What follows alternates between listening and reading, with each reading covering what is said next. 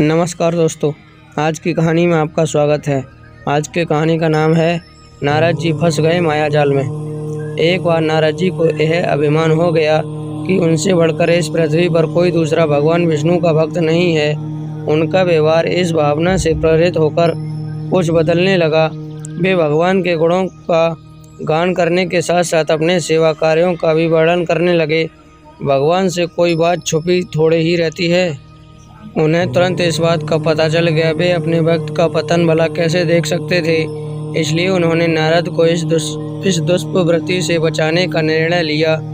एक दिन नारद जी और भगवान विष्णु साथ साथ वन में जा रहे थे। अचानक विष्णु जी एक वृक्ष के नीचे थक कर बैठ गए और बोले, भाई नारद जी, हम तो थक गए हैं, प्यास भी लगी है, कहीं से पानी मिल जाए तो ले आओ। हमसे तो प्यास के मारे चला भी नहीं जा रहा है, हमारा गला सूख रहा है।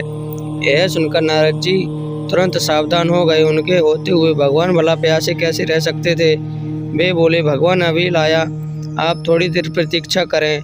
नारद जी एक और दौड़ लिए। उनके जाते ही भगवान मुस्कुराए और अपनी माया को नारद जी को सत्य के मार्ग पर लाने का आदेश दिया। माया शुरू हो गई। नारद जी थोड़े ही दूर गए होंगे कि उन्हें एक गांव दिखाई पड़ा, जिसके बाहर कुएं पर कुछ युवा स्त्रियां पानी भर रही थीं। कुएं के पास जब वे पहुंचे तो एक कन्या को देखकर अपनी सुध बुध खो बैठे, बस उसे ही निहारने लगे। वह यह भी भूल गए कि भगवान के लिए पानी लेने आए थे। कन्या भी नारद जी की भावना समझ गई। वह जल्दी जल्दी जल से घड़ा भरकर अपनी सहेलियों को पीछे छोड़कर घर की ओर लपकी। नारद जी भी उसके पीछे पीछे हो लिए। कन्या तो घर के अंदर चली गई, लेकिन नारद जी ने द्वार पर खड़े होकर नारायण नारायण का अलग जगाया। गृह स्वामी नारायण का नाम सुनकर बाहर आया। उसने नारद जी को तुरंत पहचान लिया।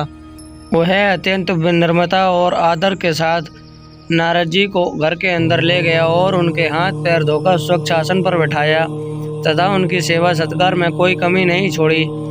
उनके आगमन से अपने को धन्य बताते हुए गृह स्वामी ने अपने योग्य सेवा के लिए आग्रह किया।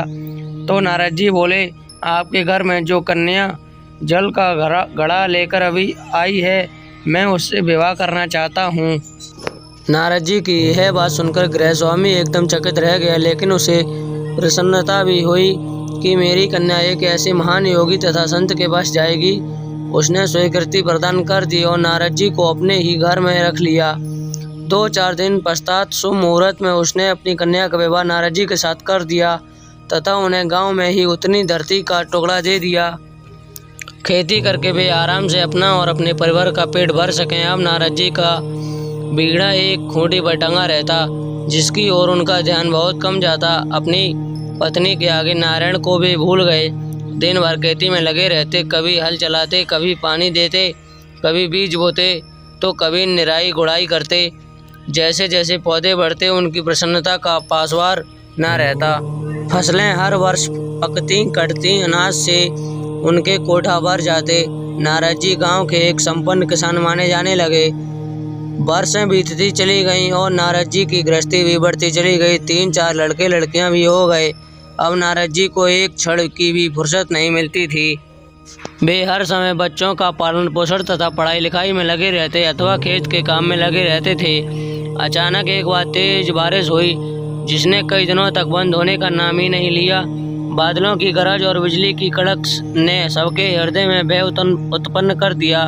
मूसलाधार वर्षा ने गांव के पास बहने वाली नदियों में बाढ़ की स्थिति पैदा कर दी। अब चारों ओर पानी ही पानी फैल गया। कच्चे पक्के सभी मकान ढहने लगे, घर का सामान बह गया, पशु भी डूब गए और कुछ व्यक्ति भी मर गए। गांव में त्राही त्राही मच गई।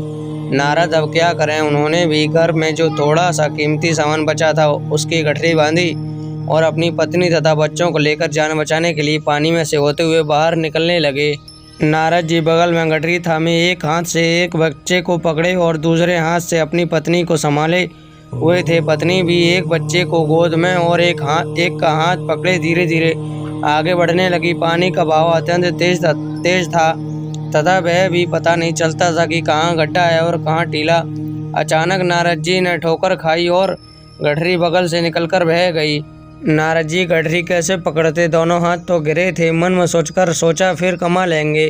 कुछ दूर जाने पर पत्नी का एक गड्ढे में गिर पड़ी और गोद का बच्चा छूटकर बह गया। पत्नी बहुत रोई, लेकिन क्या हो सकता था। धीरे धीरे 2 बच्चे और पानी में बह गए। उन्होंने बहुत कोशिश की बचाने की, लेकिन कुछ ना हो सका। दोनों पति पत्नी बड़े दुखी, रोते कलपते, एक दूसरे को सांत्वना देते कोई ऊंची जगह ढूंढते रहे। एक जगह आगे चलकर दोनों एक गड्ढे में समा गए। नारद जी तो किसी प्रकार गड्ढे से निकल आए, मगर उनकी पत्नी का पता कहीं नहीं चला।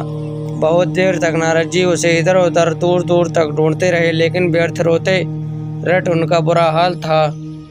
हृदय पत्नी और बच्चों को याद करके फटा जा रहा था। उनकी तो सारी गृहस्थी उजड़ गई थी। बेचारे करें तो क्या करें, किसे कोसें और अपने भाग्य को या भगवान को। भगवान का ध्यान आते ही नारद जी के मस्तिष्क में प्रकाश फैल गया और पुरानी सारी बातें याद आ गईं। वे किस लिए आए थे और कहाँ आए थे। ओहो, भगवान विष्णु तो उनकी प्रतीक्षा कर रहे होंगे।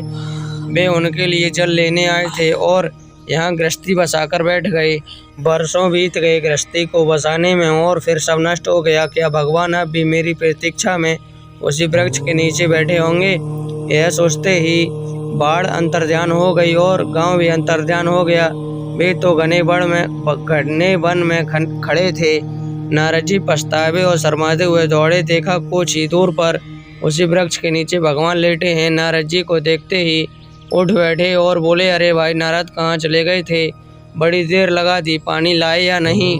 नारद जी भगवान के चरण पकड़कर बैठ गए और रोने लगे।